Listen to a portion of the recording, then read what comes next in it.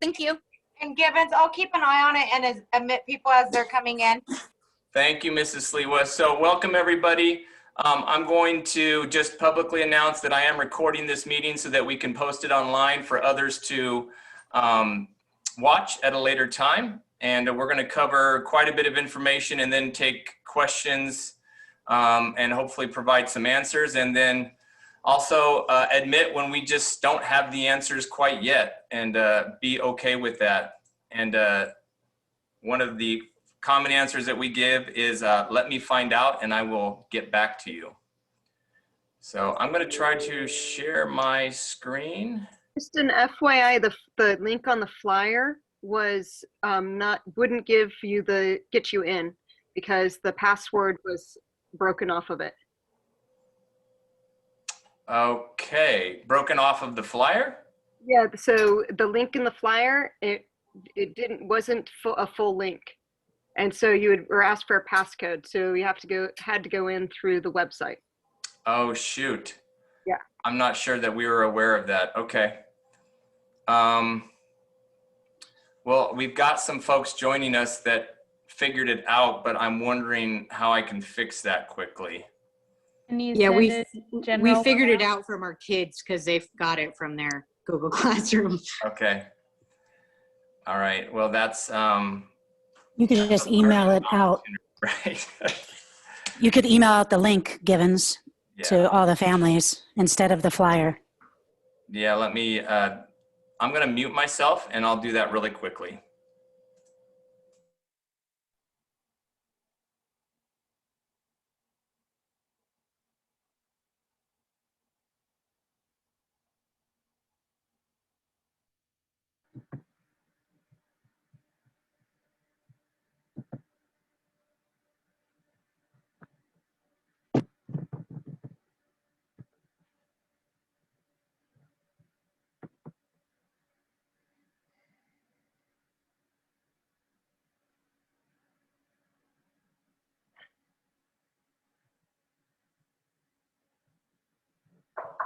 All right, should someone else take over? We can introduce ourselves to the parents. Why don't you guys do that, Mrs. Hollenbeck? That's a great idea. So teachers, for those of you that are online, if you wouldn't mind going ahead and introducing yourself, it's going to be kind of a popcorn style since we move around. But thank you all for joining us. And I'm going to go ahead and push out that email so more families can join us while you guys are doing that. So I'll start then. I'm Ms. Hollenbeck. I teach 7th grade science. Looking forward to seeing our kids this coming week. Hi, I'm Tara Skinner. I teach special ed, and I'm really looking forward to getting back in the classroom. Robert Sheriff, 6th grade science and 8th grade science. See you soon. Shelley Giroux, I teach Math 8, Integrated Math 1, and Integrated Math 2. I am Catherine Seafloth. I teach 8th grade physical science and 7th grade life science. Sarah Locke, I teach Math 7, Integrated Mathematics 1, and Integrated Mathematics 2. I am 1, I am 2. It's weird. I am Mark Billingsley. I teach computer exploration, a computer tech course for the 8th grade diplomats, and our BTV course as well. Hi, I'm Mrs. Heck, and I teach 7th grade English and history. I'm Mrs. Hartwell. I teach 8th grade English and history. Hi, I'm Charlotte Williams. I teach Math 6, 7XL, and IM 1. So Harimoto, I teach the Chinese and Mandarin 6, 7, 8. Bruce Hanson, 6th grade science and 1 6th grade math 6 class. Hi there, I'm Stephen Moses. I teach Math 7 and Math 8 and Math Foundations. I'm Dina Cower. I also am a math teacher and I teach Math 8 and Math 7 Excel. Vanya Antler. I teach French 6th, 7th, and 8th grade. Curtis Robinson. I teach Spanish, exploratory Spanish and Spanish 1 and Spanish 2.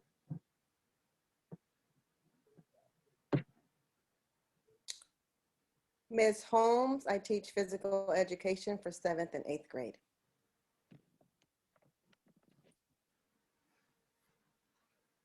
I'm Cami Sliwa. I'm one of the vice principals here at Winston Churchill.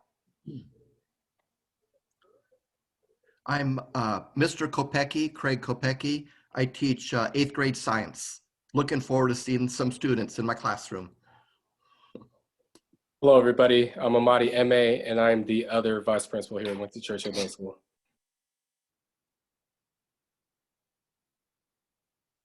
I'm just going to say, notice all the math and science teachers here tonight. And the language teachers. I love it. And language. And you guys are supposed to be wearing green today. And I'm wearing green pants. I've got green eyes. I wore green, but it messes with my background with my green screen, so I took it off for this. I'm very glad we didn't have school on St. Patrick's Day. Let me just say that. All right. I can do without all the Got pinching. my math shirt on. It's math. Me Oh, I too. just wore green. Social distance. All right, everybody. I went ahead and just sent out an email. Hopefully your phones are buzzing and your emails are lighting up, and it has just the updated Zoom information. So we may have some other families that are joining us. For those families that did not have kids that were able to point them here tonight. So I'm going to go ahead and share my screen and get started, and that way we can honor everyone's time.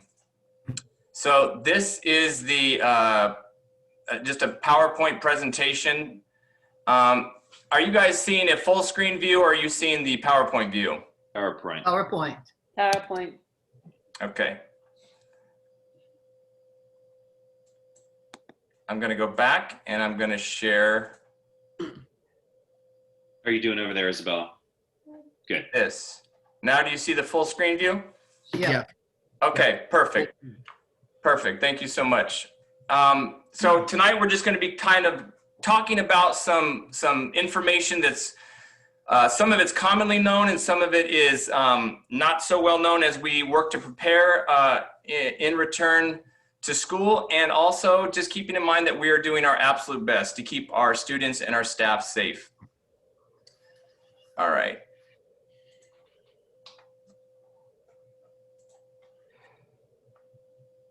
So I'm going to go back up now. My machine is clearly acting slowly. So the first thing I'd like to talk about is just kind of our classroom setup and physical distancing. We have taken measures at Churchill to ensure that our classroom spaces are going to be safe for our students and staff. So we're following the California Department of Public Health guidelines related to physical distancing.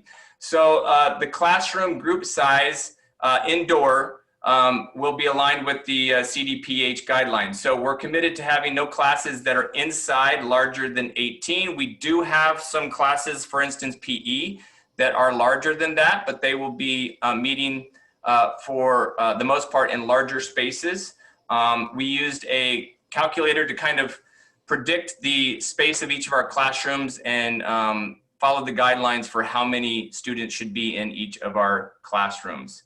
Student desks are going to be arranged in 6 feet on center distances where possible. We can't have them less than 4 feet, and in any classrooms where teachers have kind of let us know that that's a concern, we've gone in there with our custodial crew and our administration team to work out an alternative plan. We're going to be following social distancing guidelines on campus. So that means that our teachers are going to be keeping a 6-foot distance between themselves as much as possible. However, teachers have the discretion to work with students in the classroom for short periods of time. So we're certainly going to help students when they need help by walking up and down the classroom aisles and addressing their questions as needed. We're going to try to minimize the sharing of materials and equipment, and we're going to be using seating charts so that we can make sure that we have the ability to take care of contact tracing if that were to be needed. So here are a couple photos of some of our classrooms just to show you what the setup looks like. You'll see in these two pictures, we have a traditional classroom where the desks have been pushed together. One student is going to be sitting at that paired desk, and they would use the other desk next to them to hold their backpack and school supplies, etc. In the right-hand picture, you'll see a science room layout where we would have typically 18 science tables, in some cases less, one student per table, and again, spaced out to ensure that students are 6 feet apart. As I go along, after I go through a couple of slides, I will ask Mrs. Sliwa or Mr. M.A. to look for any hands that are raised, and we'll take a few questions along the way. My hope is that I answer many of the questions as we go over this slideshow. So I saw one hand up. I'll take a brief pause, Mrs. Sliwa, if you can help us with that question. Somebody had a hand up. That was me. I was curious if the kids were going to be allowed to bring backpacks. Yes, I'm going to go over frequently asked questions and kind of get through that. So maybe let me get through a little bit more of the presentation, and that will hopefully answer a lot of your questions. But yes, students are expected to bring backpacks. We want them to carry items back and forth. They will not be asked to bring technology with them, meaning Chromebooks that are checked out from the district, or laptops or Chromebooks or iPads from home. We have teachers that use online curriculum, and the district has restocked some of our Chromebooks for use, but we do not want students to have the liability issue of bringing technology back and forth, and we don't want students to have it become damaged or lost while they're at campus. So backpacks, yes. Water bottles, yes. Refillable water bottles, yes. We do have 3 water bottle filling stations on campus now.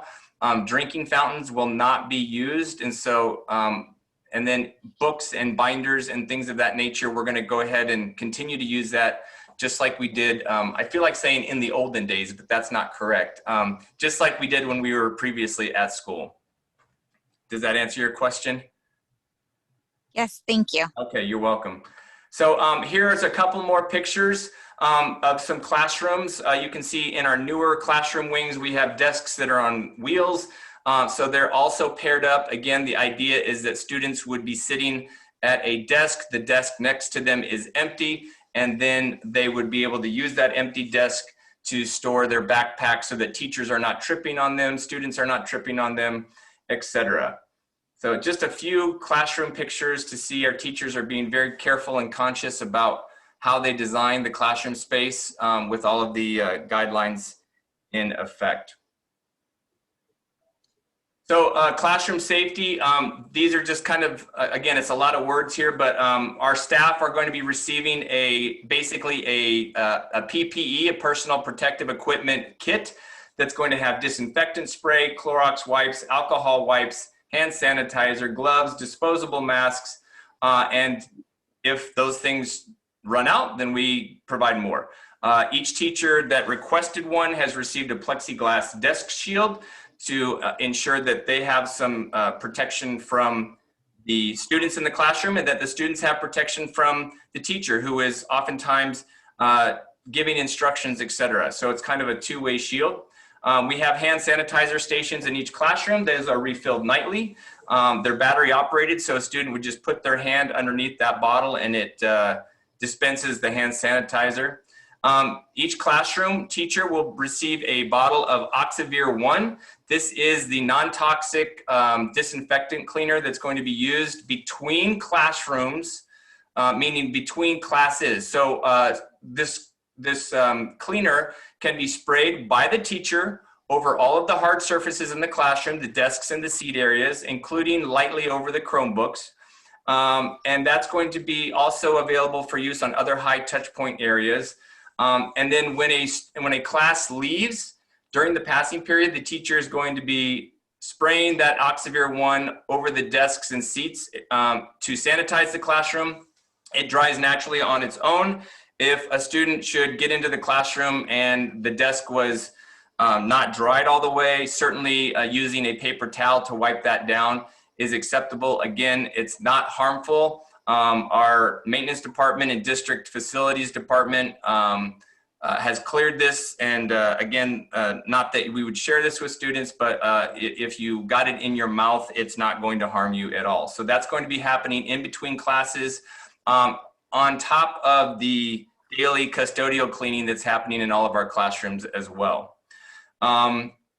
In terms of like safety for in and out of the classroom, we have directional arrows throughout our campus that are going to make some hallways one way, some hallways are going to be two-way with social distancing. Teachers are going to allow one student at a time to the restroom during class time to reduce the number of students that are going to need access during passing period.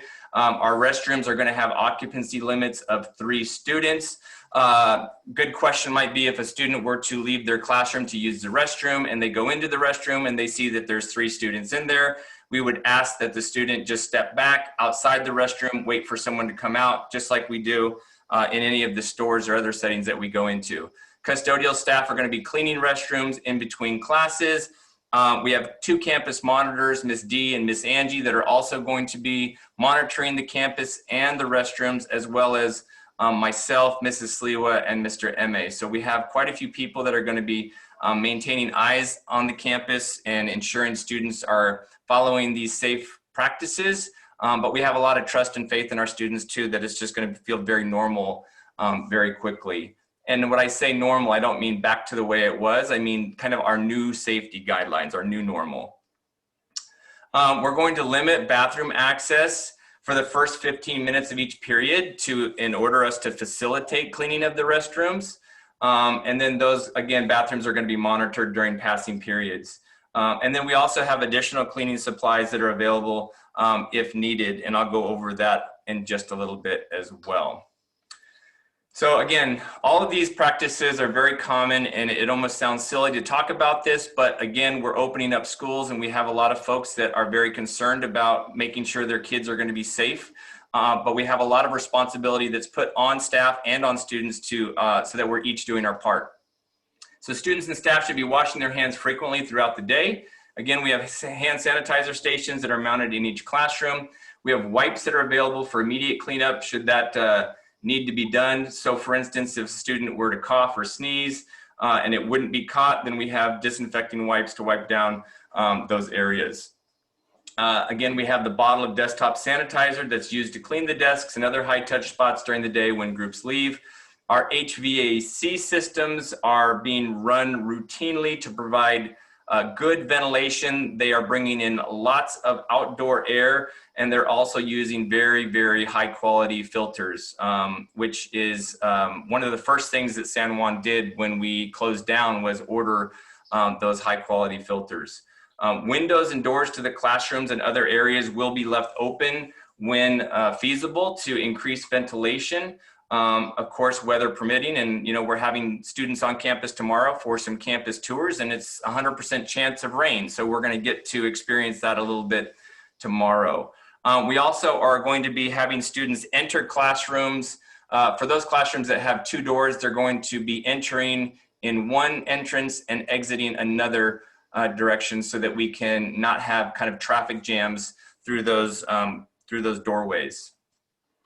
We're going to ask that students come onto campus and staff come onto campus, and that parents and guardians stay off campus as much as possible. Again, in the effort to protect ourselves and to keep as strong on the cohort idea as we can, we really want to ensure that if parents have business on campus, that we make an appointment or that we know that you're coming so we can accommodate that. But we're not going to be having parents coming into the classroom and visiting. We're not going to be parents coming through the classrooms to help a teacher, et cetera. So we're really going to be limiting that, that admittance onto campus. I'll take a quick break. Are there any questions? If you need to unmute yourself and ask a question, that's fine. When I'm sharing my screen, my view is a little bit hard to see everybody. Okay. Again, physical distancing. In order to ensure that we are doing our 6 foot of distancing, we're going to, again, reduce the number of people in one area at a time. And that's why we have these cohorts. We have A cohort and B cohort, and then we have our distance learning cohort, which is our C cohort. Just to give you an idea, currently we have approximately 400 students that are going to be in our distance learning cohort, and we have just under 300 students that are going to be in either A or B. And Mrs. Sliwa, Mr. M.A., and myself have been balancing those cohorts to ensure that our class sizes are going to be appropriate and to ensure that we're not going to have any issues with physical distancing, etc. So we were not able to accommodate all requests at this point, but we do have families that are on lists if there has been a request. But at this point, being that today's Wednesday and school starts on Monday, we're trying to shore up all of our cohorts to ensure that we have stability. We have floor markings and visual cues throughout the campus. Again, one-way hallways in some cases, 2 entrances in classrooms. And we also have, we're thoughtful about sharing equipment and sanitizing equipment when it's being used as well. Especially if it's being used by more than one student. So this would include the Chromebooks that are going to be used. This would include students really using their own supplies as much as possible. If a teacher were to hand out a pencil, that is now that student's pencil. We're not going to take it back and attempt to sanitize pencils and pens. So families that send their students to school with school supplies, we're going to ask those school supplies to go back and forth with the student and for the student not to share them. A couple of notes about lockers and locker rooms. Sadly, we're not going to be using our hallway lockers anymore. It's just too much with the touch points and the student gathering and the cleaning. And so all of the lockers are permanently closed at this point. I say permanently, meaning for the rest of this year at least. Also, the PE locker rooms are not going to be in use. Students will not be dressing out for PE. They will be doing PE activities in their school clothes.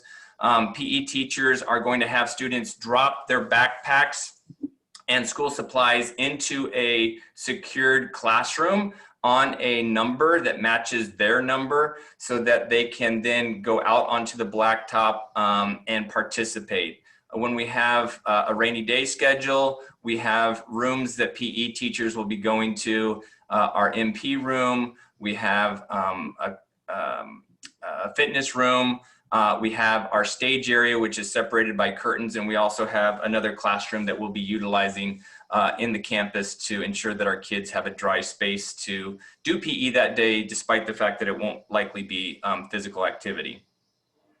When it comes to pick up and drop off, we really ask families to not drop your kids off any earlier than 15 minutes before school starts. School starts at 7:55. So a 7:40 drop off is the earliest. We just do not have the capacity to manage crowds of kids on campus. When kids are dropped off, we want them to go straight to their class so that they can sit and be socially distanced and be safe. Again, students are encouraged to bring filled personal water bottles as the drinking fountains are going to be closed, except for our water bottle filling stations.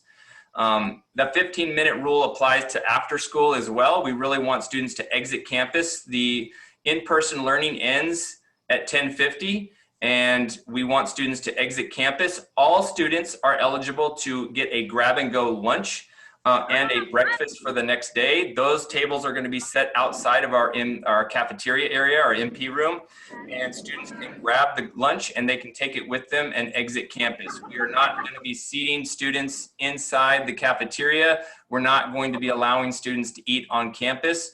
That grab and go lunch is to grab and go. At this point, I understand there may have been some communication that came out from the district office about some paperwork that might be needed from food services.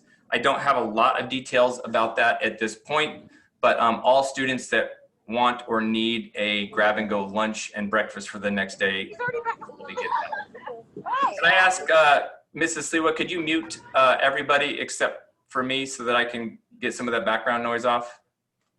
Thank you.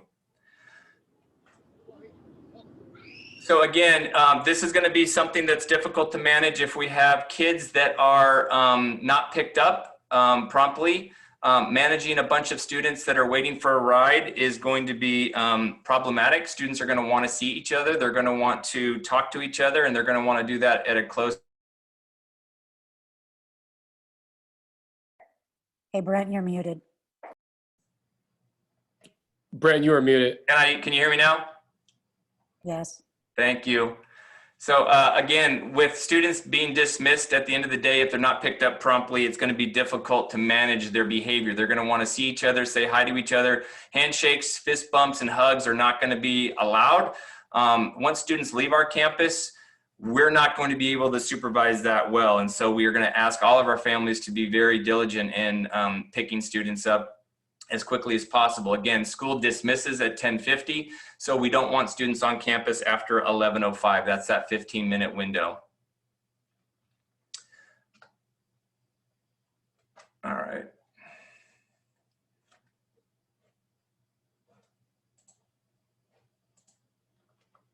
So here's a couple pictures of our campus.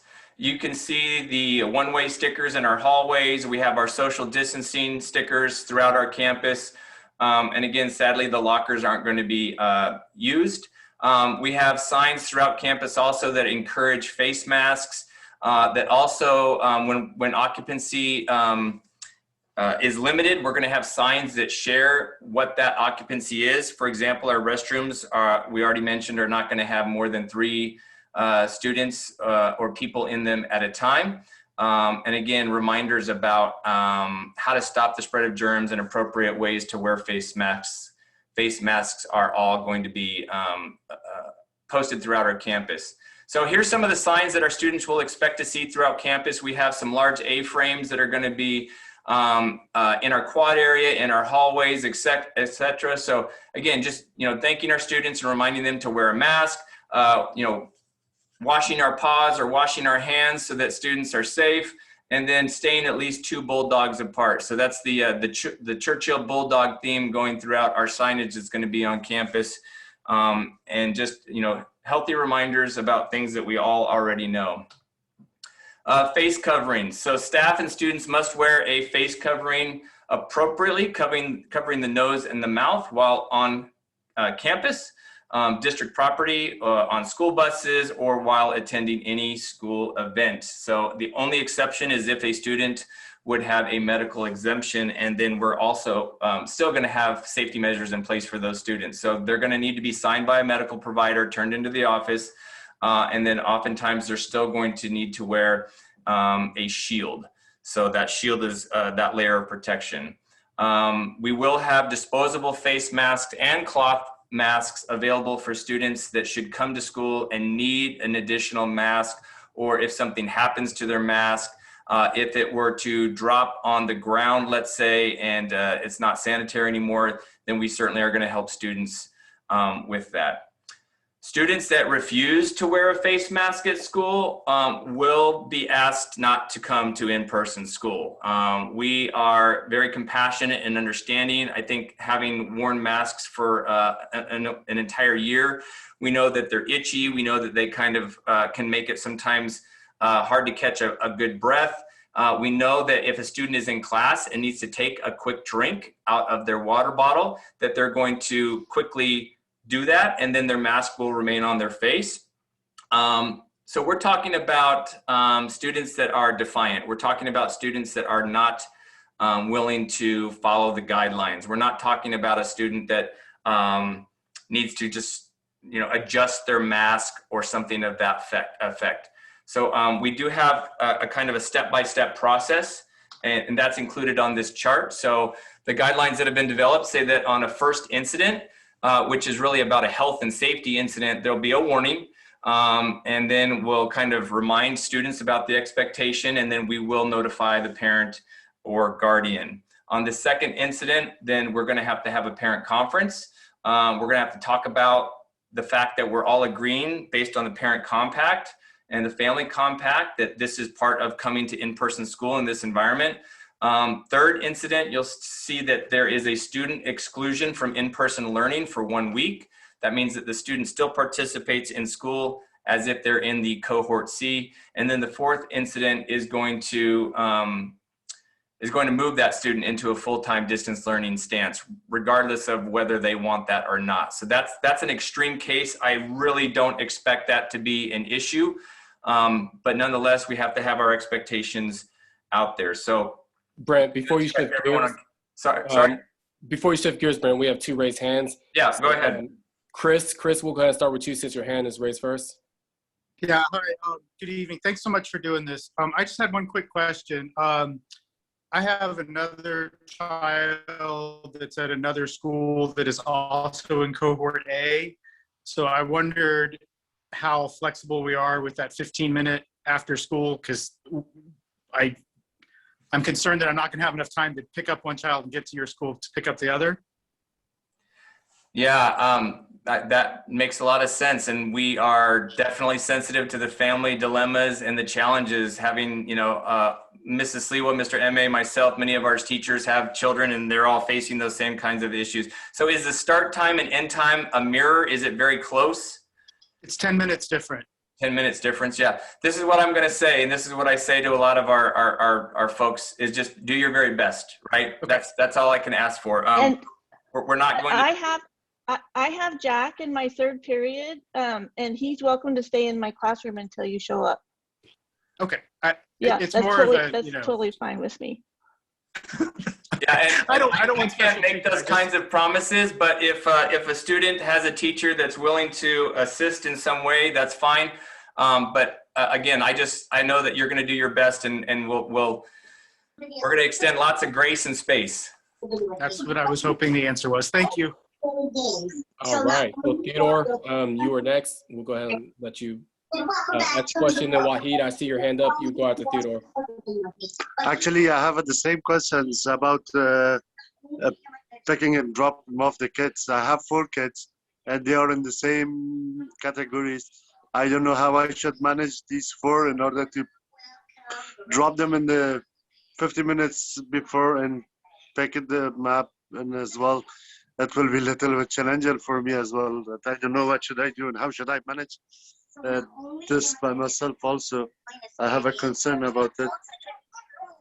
Yeah, I think, Wahid, it's the same answer. It's you're going to have to do the best that you can. We are not set up to supervise students earlier than that, and our teachers have to teach in the afternoon. Although it's remote, many of those teachers will be doing it in a classroom setting, and they can't be distracted, and others will be at home in the afternoon. And we, again, for managing students, we're just going to ask you to do the best you can. And again, I'm sensitive, and I understand that, especially with 4 kids in your household, it's a challenge. And I think, like a lot of things, as time goes on, we'll get it figured out a little bit better. It's the initial kind of plans that are going to be tough to make.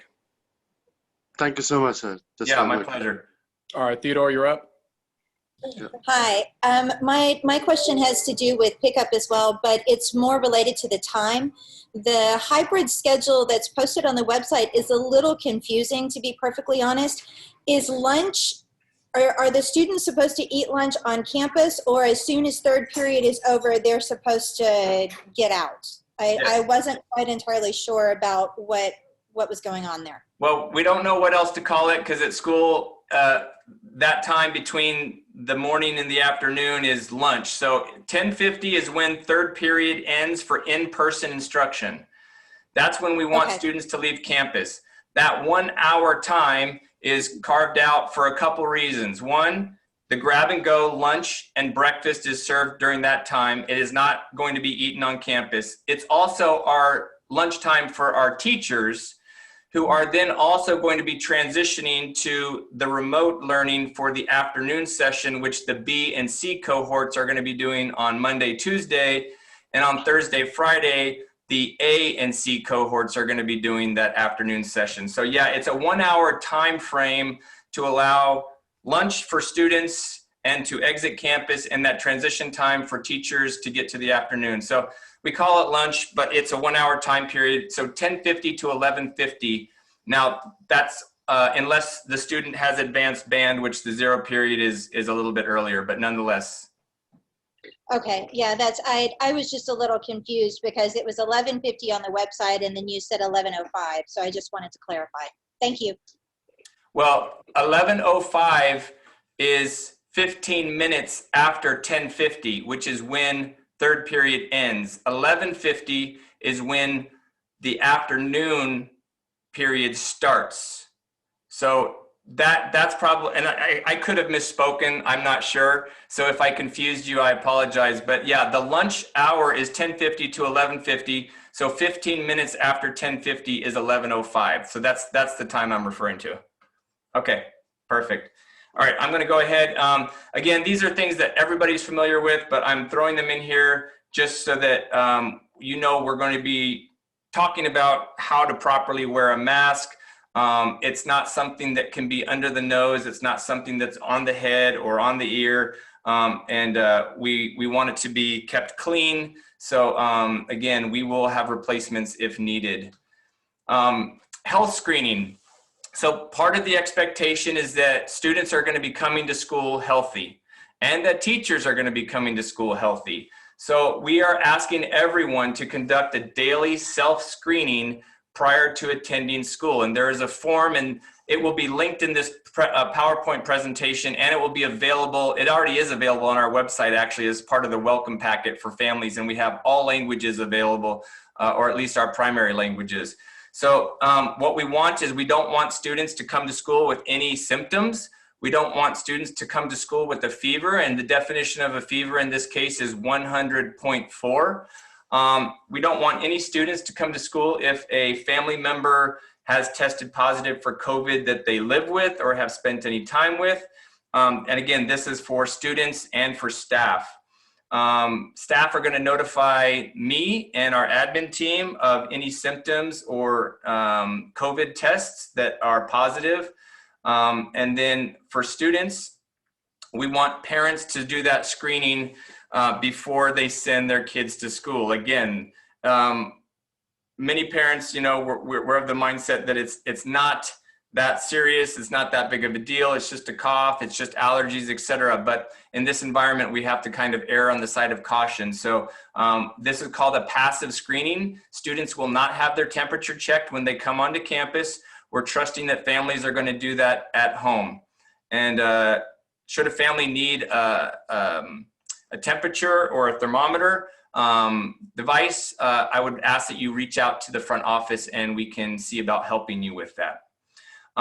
Should there be a positive case on campus, then we are going to contact our school nurse and our safety team, and we're going to go through the contact tracing protocol with those affected members, and we're also going to go ahead and do deep cleaning in the affected areas. And it's even possible that an area could be closed depending on the severity of the case. So for those of you that have friends or family that are going to school in person in other counties, you've probably heard about notifications from the schools. That is going to be something that we're going to have to live with. And hopefully with the vaccinations that have been happening and the numbers dropping in Sacramento County, that's something that is significantly limited from what it was even a month ago. So again, students that are feeling ill at school with COVID-19 symptoms will be isolated and sent home as soon as possible. If a student reports feeling ill, then teachers will call the office, a campus monitor or an administrator will come to pick up the student and bring them to an isolation room for assessment and isolation. And then parents will be notified and will need to pick up their students immediately. And this is going to be the challenge for parents, is that we really do not have the capacity to house kids that are sick. And so we're gonna rely on parents to come and kind of drop everything and help us with that. We're going to complete an online COVID-19 report for students that are displaying symptoms related to COVID-19, and we're going to support our school nurses with the contact tracing. And that means that we're gonna go back to our teachers, we're going to identify where the student was sitting, et cetera, so that we can properly communicate information to families. And again, students or staff with COVID symptoms may not attend school or come to work. Brent, we have 4 hands up right now. All right, I'll go ahead and stop and take questions. So Michelle Carter, you're up. Hi there. Sorry if this was asked earlier or answered earlier, but I had trouble getting into the Zoom meeting. Are any of the kids' periods going to change? Are their teachers going to change? Has that been addressed at all? I have an FAQ that I'll go over with at the end, but no, the schedules are the same except in some extreme cases, but our teachers, our cohorts, we've balanced them so that the student schedules are going to remain as pure as possible. And that's why we've had some challenges in moving kids from the C cohort into A or B, or honoring requests from A to B. But at this point, we have not had to do any schedule changes that I'm aware of. Awesome. Thank you. Mm-hmm. All right, Monique, you're up. This is actually Monique's dad. I had a question about, my daughter has never been to Churchill, so I heard there was going to be kind of campus tours on Thursday or Friday. Can you tell us more about that? Sure, yeah, so I'm hopeful that you got my email with the flyer. We sent out a flyer yesterday again, and once the announcement was made yesterday that we were returning to in-person learning, we cranked out all of our plans. So yeah, Thursday, tomorrow, 8 to 5, they're 15-minute tours in and out, pretty quick. We'll give you a tour of the campus. We'll give you a map of the campus. We'll give out the student schedule with the room numbers on it. We have some student leadership folks that are going to be helping give small group tours and answering questions and just making that return to in-school a little bit easier after having not been on campus at all for many of our sixth graders. And then we also have, so that's tomorrow from 8 to 5, and then on Friday from 8 to noon, our tours. And the flyer that we sent out had a QR code and a link to kind of reserve a time spot so we can expect who's coming. I don't know if you got that email or not, but I can. No, I got it. I thought it said sixth graders, and she's a seventh grader. Yeah, any new student. We're not going to turn anybody away. Okay, thank you. Yeah. All right, Ernest Threets, you're up. Hello? Yeah, we can hear you. Go ahead. Okay. I had a question more about the afternoon, the Thursday, Friday schedule kind of concerns me because it says that they don't start till like 12 or something. So are they gonna have like work in the morning, or are they just like hanging out doing nothing until 12? Well, the way I would answer that question, so it's just like a student that goes to school all day and then comes home, right? And they have homework, they have things that they need to study, they have review, they have many times 30 minutes of reading per night. So in this distance learning environment, we've asked kids to do synchronous work and asynchronous work. So what I would say is it's going to be on the student to ensure that they are finishing up the work that they got in person and checking Google Classroom and other online resources to make sure that they're completing the asynchronous work. So I'm in the same boat. I've got 3 kids at home. They're all in school. And so I'm constantly asking them, have they checked Google Classroom? I'm constantly looking at the Q parent portal and checking their assignments to see if there's any zeros or missing assignments and just kind of pacing how they're doing. But if they tell you they don't have anything to do, you need to kind of go down that path with them and have a deeper conversation. So I would never say that there's nothing for them to do. I would say, do they have any asynchronous work? Do they have any reading that they need to do or studying? But the goal is that those kids are working on school just like if they were in school full time. But clearly it's a different environment. And we're sensitive to the fact that kids are, tired of screen time and that this has been a long haul. So that's kind of the best answer I can give you right now. Okay, thank you. Yeah. All right, Christopher, you're up. Hi, this is Christopher's dad. Hi, everyone. Just a quick question. If somebody decides that after, the presentation and everything, that the in-person teaching or going to the school is not an option, is there still a way to go back to distant learning?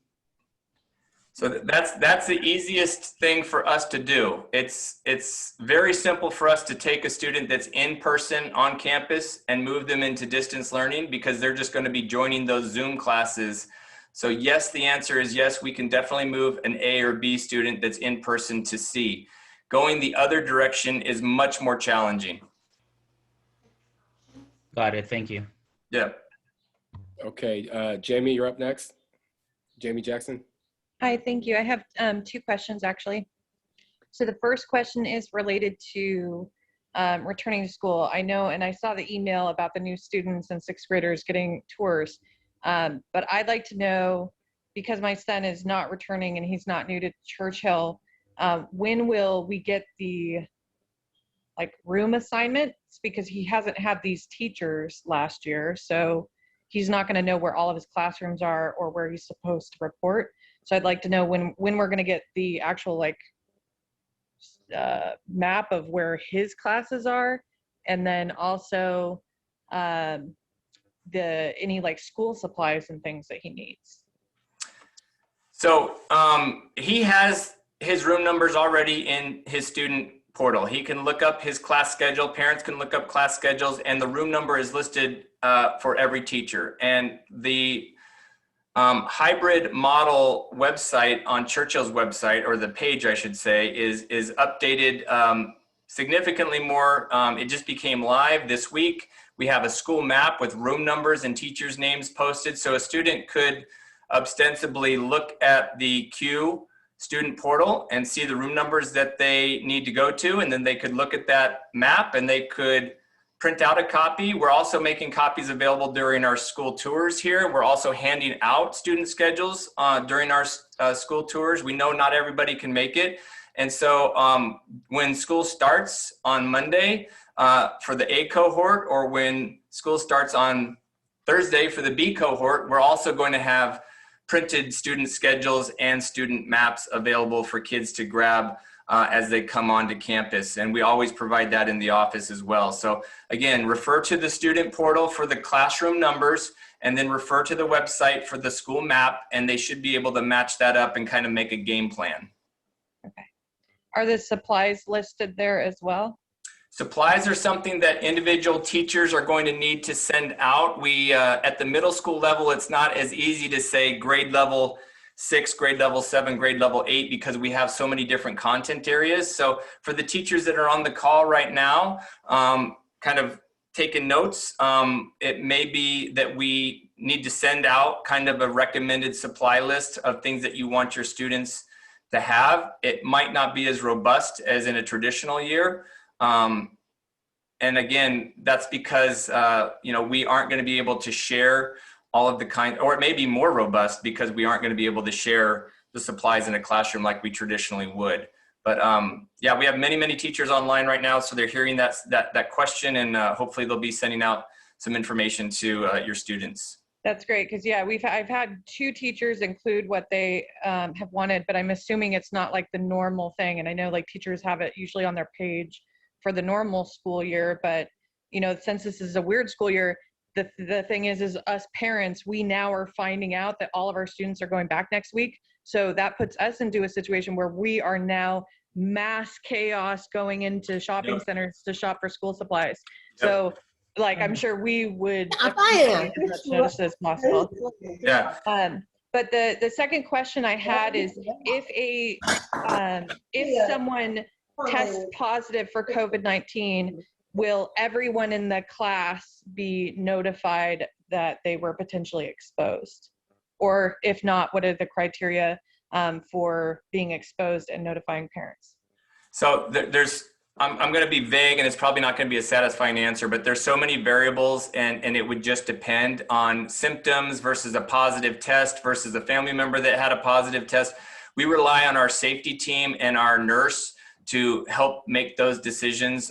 There is a protocol, and again, I can't tell you from experience because we haven't had to go through that yet.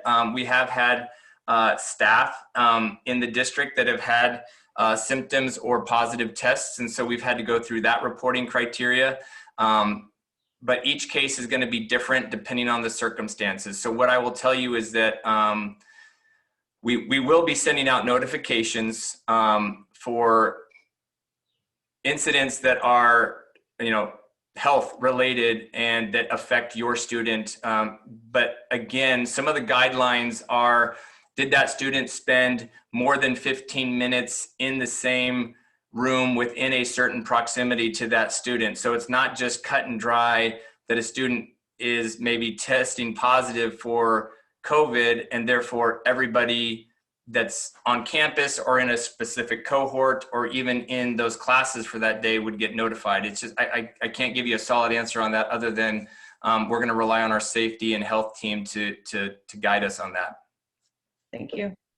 Sure. Great. We have 6 more hands up. Did you want to take that now, or did you want to try to continue? Let me just do we're at the end of our slideshow actually, and I've got an FAQ that I was going to put up, and then I was going to show our website real quick. So I just really quickly wanted to share, this is a copy of the pre-screening for students. So you can see the questions that parents are going to need to go over with their students. Does your child have a fever of 100.4 or greater without fever reducing medicine? That means that I didn't give them Tylenol or ibuprofen to reduce a fever.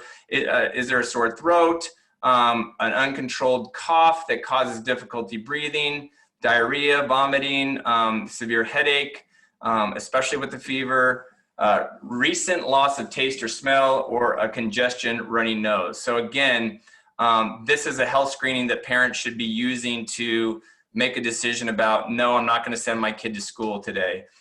This is the School and Family Compact, and this is kind of that commitment that families and students are making about screening their child for illness, sending their child with a face covering every day, and following the face covering policy.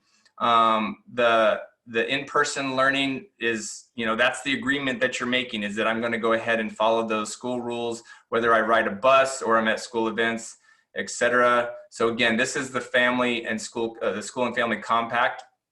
And then again, this will be posted on the website for all families to access, but it has the San Juan's COVID safety plan, which is a very lengthy document. It has the Churchill COVID prevention program plan. It has the COVID response page, which is the district website that kind of has all of the messages and all of the updates and all of the safety videos and protocols that families can look at. And then lastly is the COVID dashboard, which actually is a live dashboard, much like the COVID-19 Johns Hopkins dashboard, where it shows every school and how many positive tests or employees, students, etc., have actually been exposed to or have had COVID. Now that changes as soon as a student recovers. Those numbers are dynamic and they move up and down. But these resources, again, will be posted on this, in this PowerPoint and on our website by tomorrow. So then the next thing I wanted to show is I have a frequently asked question. Let me stop sharing real quick. There's everybody. Now I can finally see folks. I think this is probably the best way to do this. So let me share my screen again. Go ahead, Mr. M.A. Let's take a couple questions as I get this document up. All right, so Aaron Martin, you were next. Hi, so I have my son Connor, he's a new 7th grader, and he wanted to do the tour, however, where they have to be in their Zooms, and a lot of the tour times are during the Zoom times. And so just wondering, is there an attendance piece that they would be tardy or absent if they were to attend one of the tours during their Zoom time? I'm so glad you asked that question because I did not mention that. But yes, we are going to code them as a cleared absence to attend the tour as if it was a school field trip. So we would still want them to make up any work that they missed, but we're going to go ahead and excuse that so there would be no negative attendance consequences for them to come to the tour either tomorrow or Friday. Thank you so much, because I'm a teacher also, and so I'm having to shuffle my Zooms and his Zooms. And yeah, no problem. Another question, Mr. M.A.? All right, so Liliana Madrid, you were next. My question was, I read an email somewhere that it said that choir and band were going to be combined for a 0 period. And I have choir next quarter for my 3rd period. So I was curious if it's going to be a 0 period and a 3rd period or just a 0 period. 0 period is advanced band. I don't know any plans about combining those. That's news to me. I can't say where any of that information would have come from, but 0 period is advanced band. That's not changed. It's the same. Okay, that's what I thought. Thank you. Yeah, no problem. Another question, Mr. Eme? Ella Muro, you were next. Hi, this is Ella's mom. I had a question about if the kids are not well enough to come to school, if they have a runny nose, fever, and we keep them home. Do they have the option of participating in the distance learning portion of school for that day to account for their attendance? That's another great question. Yes, they would. Now, keep in mind that this is not a substitute for in-person instruction. It would be in a special circumstance like what you described.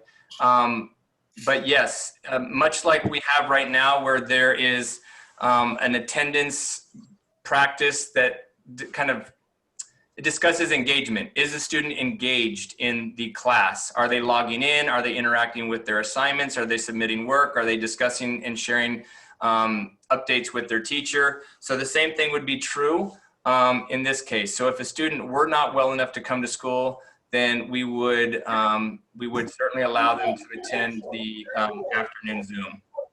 Okay, and are all assignments going to be posted on the Google Classroom still so that everyone kind of has the same opportunity to turn things in, or will there be different assignments for in-person or distance? I'm gonna tell you that my best guess, first of all, every teacher has their own lesson plans and classroom procedures. But yes, the in-person lessons are likely going to be different than the distance learning. And what I mean by that is your A and B cohorts, those students that are in person, are likely going to be doing more hands-on activities than the distance learning students. And that's on purpose. We know students have been on computers for a long time.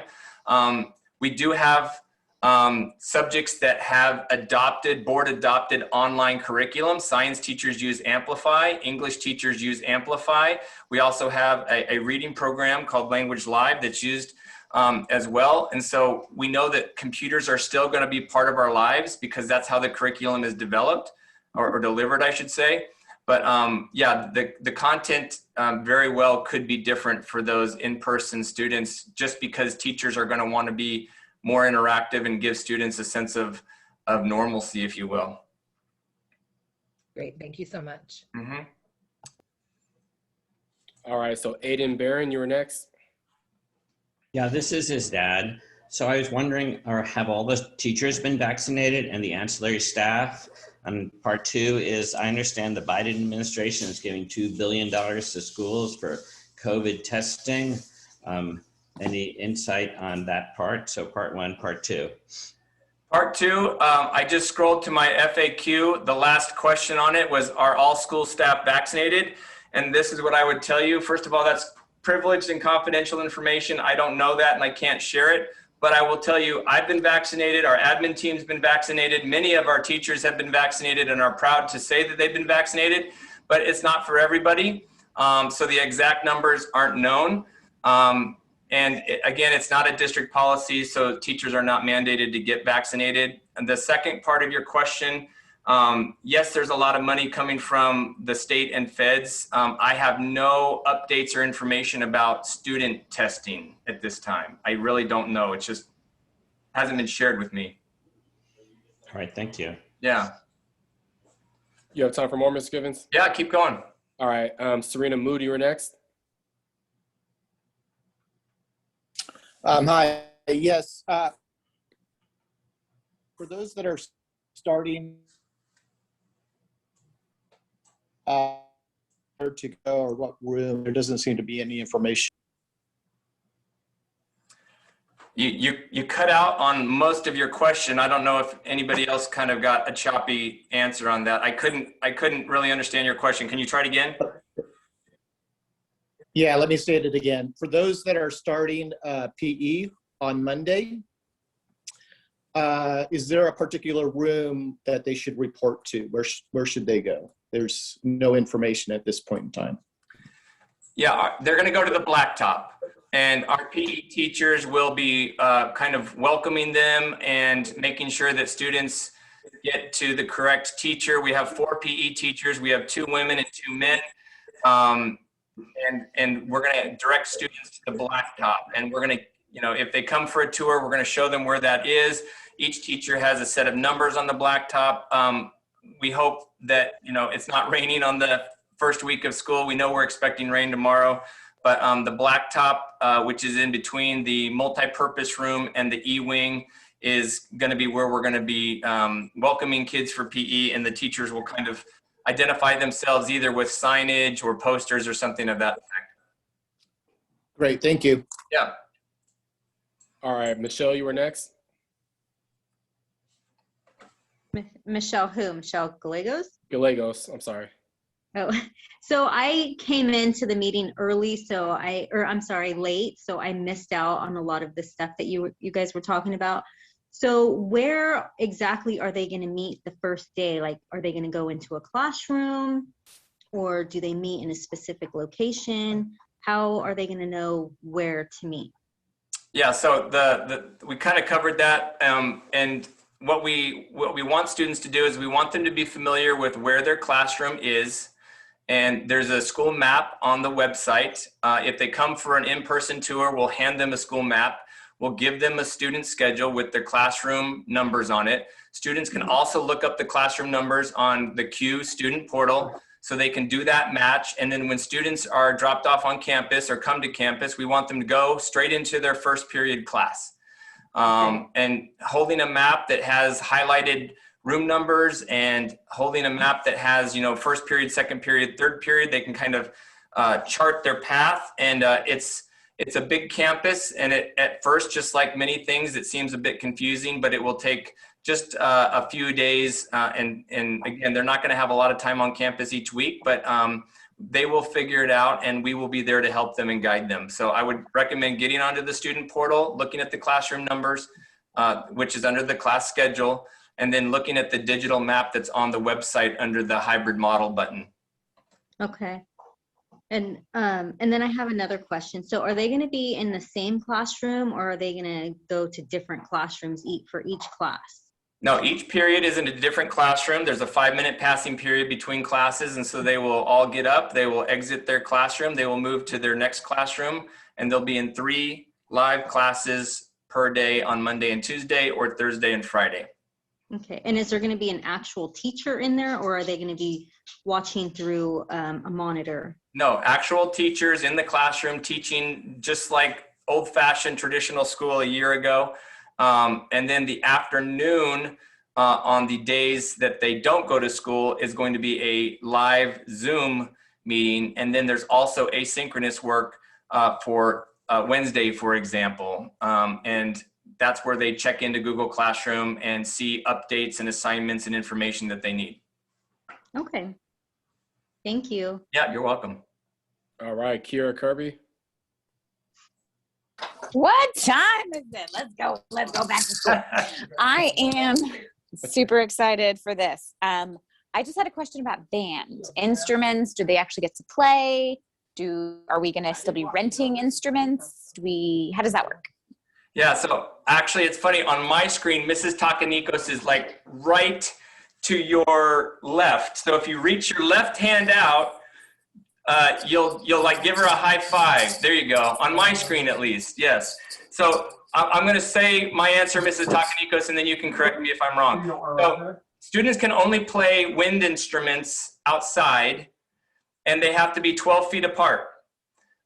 So there will be a plan for, let's say, a rainy day. If students are in the band room, she's got like Home Depot drum sets that students can practice rhythm on and things of that nature. For small instruments, Mrs. Takanikos, I think, is going to have students carry them around with them. And for larger instruments, they can be kept in the band room for pickup and drop off. Is that right, Mrs. Takanikos?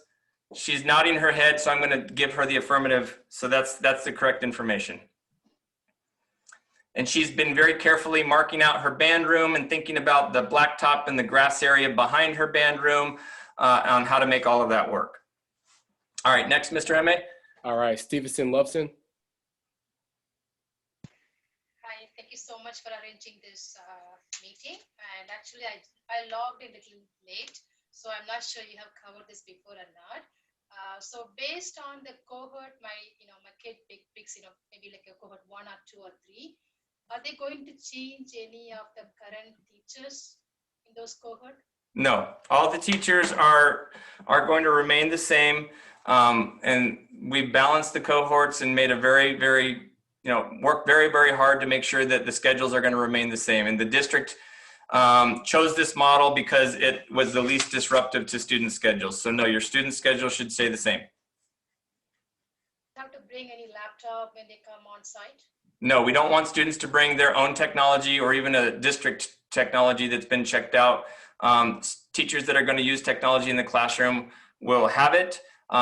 Many more teachers want it because that's the world they've been living in, but we have a limited supply on campus for those teachers that use online curriculum, but we do not want students to bring technology back and forth. There's a risk of it getting damaged, lost, and who knows? So we don't want that to happen. So no, leave technology at home. How many more questions, Mr. M.A.? All right, we got 4 more questions. All right, let's call it 4 more questions, and then we're going to try to honor our time and be out of here at 6:10 since this was a 1-hour meeting. And hopefully, like I said, we're going to post the PowerPoint online. There's a lot of information that's going to be continuing to go online. The frequently asked questions document that I shared with you, that's going to be online, and it will grow as more questions are asked. And we're going to just continue to try to do the best we can as we figure out this new environment, and try to keep kids and staff safe and try to keep them engaged and finish off these last 9 weeks with the excitement of being on campus. And for those students that are not going to be on campus, I'm looking forward to what next year holds. So let's get to those last 4 questions. All right, so Yan Zhao, I'm sorry if I said that wrong. You're next. So I missed out on the meeting because I'm late for half an hour. How do we know what cohort we're in? So if a student or a parent goes into the Q parent portal or the Q student portal, it's listed at the very top of the student information screen. It's called an attendance group. So when I log into Q and I look at a student's information, the first thing I see on the far right hand side at the top is I see the attendance group. So again, it says AT-Churchill, and then it will say either A, B, or C, and that's under the heading called attendance group. So all students should be able to look at their attendance group information online. Hopefully that helped you. Brent, can I also tell them how to find it on the parent portal? Yeah, so if you go to I'm actually going to show you right now. How's that? I'll share my screen real quick and I'll get on the internet and let me do that. Okay.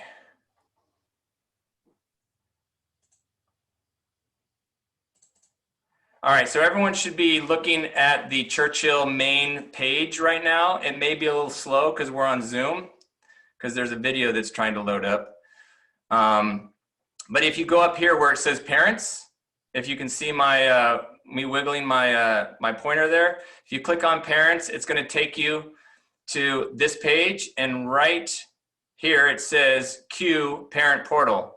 So if you click on that, it's going to open up this page, and you're going to need to have your ID number or your PIN number, which is your parent PIN number, and a password. So when I log in, for example, I'm going to see my 3 children. I'm just going to show you. Actually, it looks like I have 5 children, but that's because they're loaded up for next year. But it's going to show you their ages, their grade levels, and what school they go to, etc. And once you're in your parent portal, then you'll be able to see your child's information and you'll be able to see what attendance group they're in. But this is what the parent portal looks like. And if you don't have your ID number or password, then there's a link right here. If you can see my wiggling cursor, it says need your login information on the left-hand side, second menu item down, and you click that, and it's gonna have you enter your email address. If your email address is in our system, then it's going to automatically send it to you. If not, you're gonna have to contact our IT department to have that sent to you. Okay? Or they can call the office. Or you can call the office. We're here to help. Thank All you, right, Mrs. Morgan, Jacobson. Morgan Reed, you were next. Leona Reed, Morgan's mom. Good evening. First off, thank you so much for today's webinar and the information, but also for the entire year and for all your support. My question is hopefully quick. How will the finals be handled? Is there some sort of standardization of that, or are they just taking it basically, if you're in person, you take it in person, if you're online, you're doing it online? So that's, my answer is going to be yet to be determined. We have not decided as a school how we're going to handle final exams. And so we will share that information once our teaching staff have had a chance to kind of get back into school and have that discussion. So you're a little ahead of us, but we have not yet crossed that bridge. Thank you. All right. Carlos Moreno, you're next.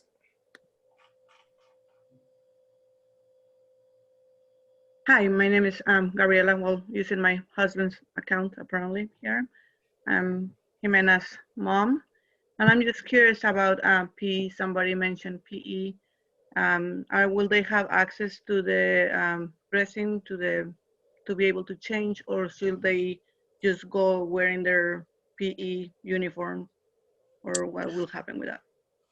Yeah, so there's not going to be any changing into a PE uniform. There's not going to be any use of the PE locker rooms. They're just going to go to the blacktop. They're going to meet up with their teacher, and they're going to be guided in some, games and physical fitness activities. They're also going to be doing some of the normal PE units that involve different sports and health and lifestyle type stuff. So no changing out into PE clothes, but they will be doing PE activities. And I know our PE teachers are anxious to get our kids moving again. Okay, and for those that don't have uniforms, just regular black shorts, white t-shirts? Nope, you're gonna wear school clothes. So don't worry about dressing out for PE or dressing up for PE. You're gonna wear what you normally would wear to school, and just like kids go out and play in their regular clothes, the kids are gonna play in their regular clothes. Perfect. Okay, thank you. Yep. All right, Lisa Chris.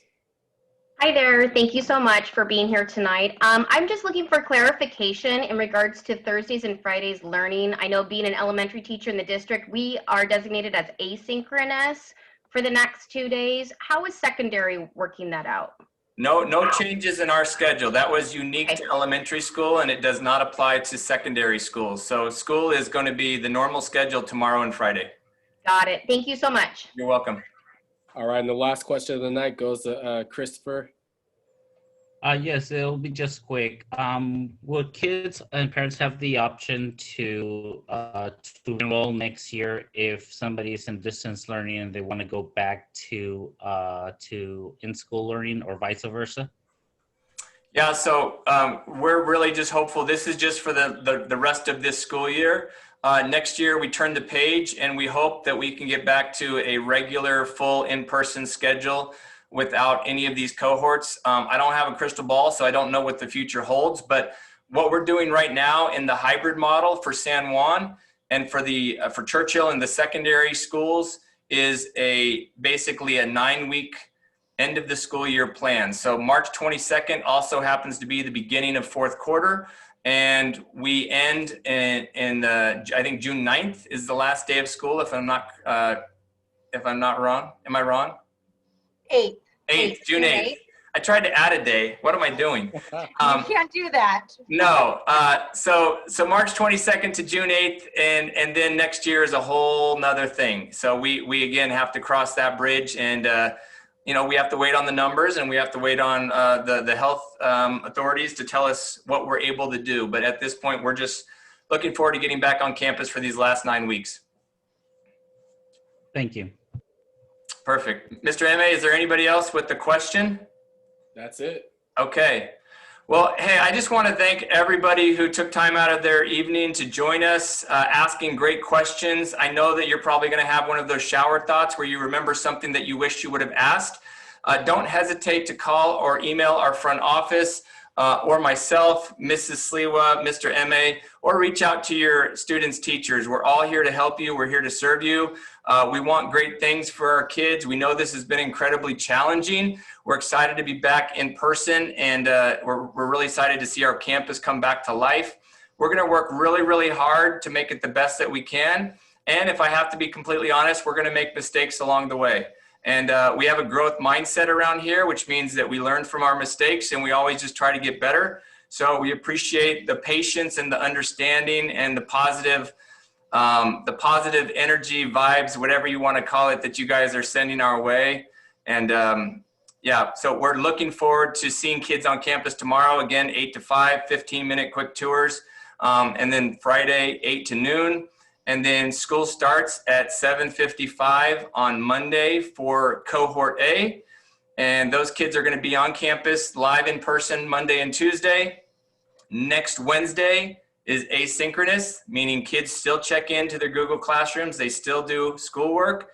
And then Thursday and Friday, the B cohort goes live on campus for their classes.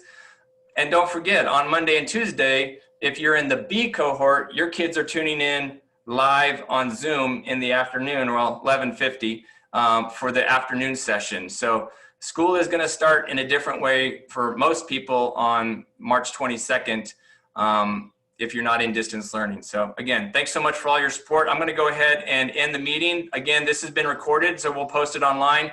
Churchill staff, go Bulldogs. Thank you so much for being here tonight. We appreciate you, and be safe and be well. Good night. Bye.